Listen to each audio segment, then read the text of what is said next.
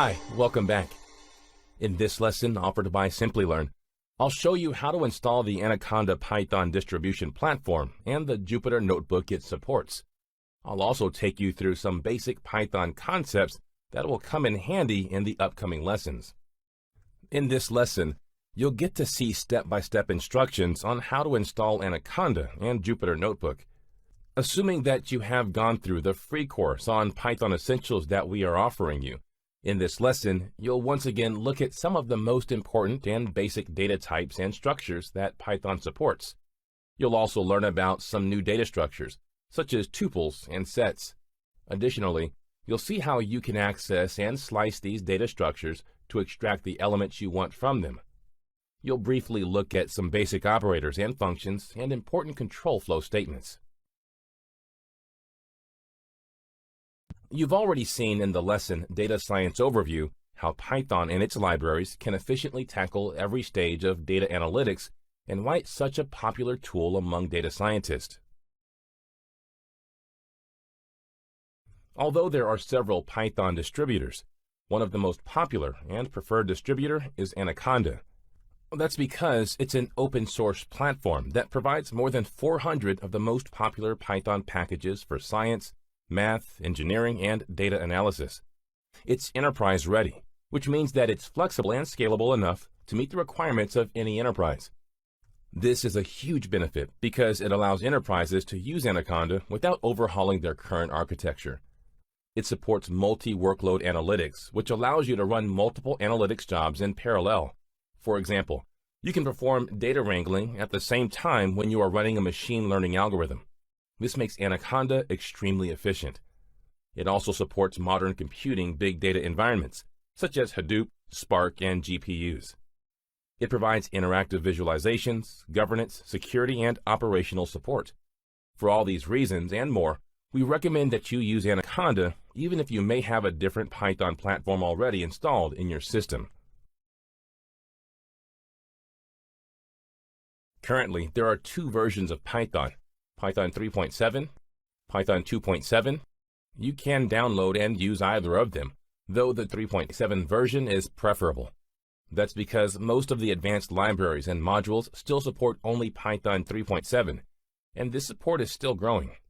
In this course, we would be using the 3.7 version.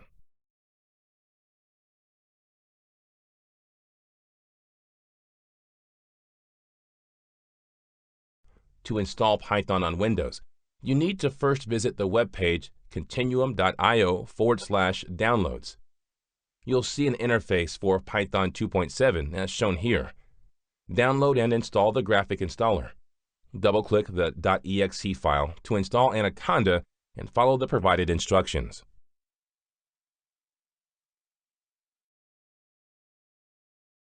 To install Python on Mac, you need to first visit the web page continuum.io/downloads. You'll see an interface for Python 2.7 as shown here. Download and install the graphic installer. Double-click the .pkg file to install Anaconda and follow the provided instructions. Another way to install Anaconda would be to download the command line installer. In your terminal window, type the command line shown here and follow the given instructions. To install Python on Linux, you need to first visit the web page continuum.io/downloads. You'll see an interface for Python 2.7 as shown here. Download and install the command line installer. In your terminal window, type the command line shown here and follow the given instructions.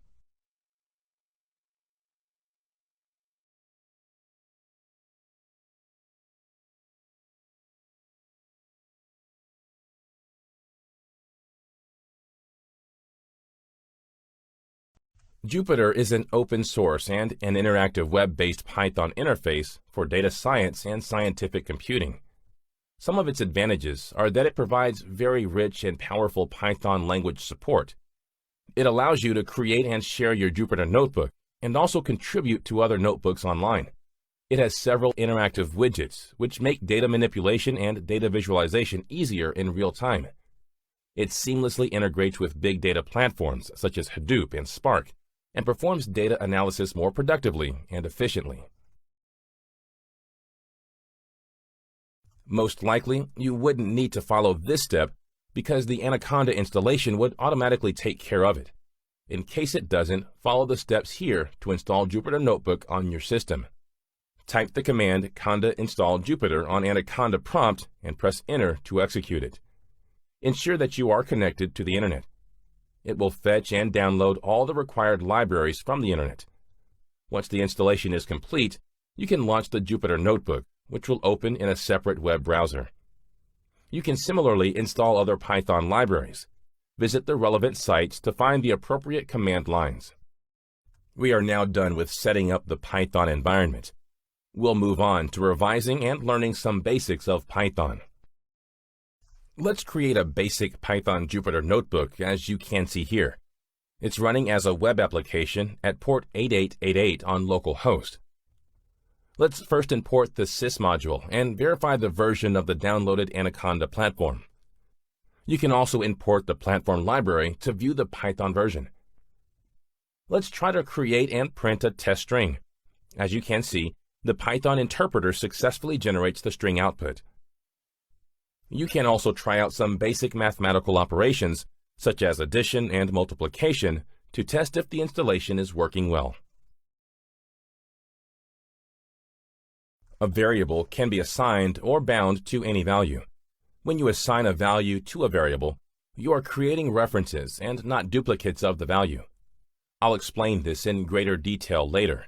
For now, you just need to understand how values are assigned to variables.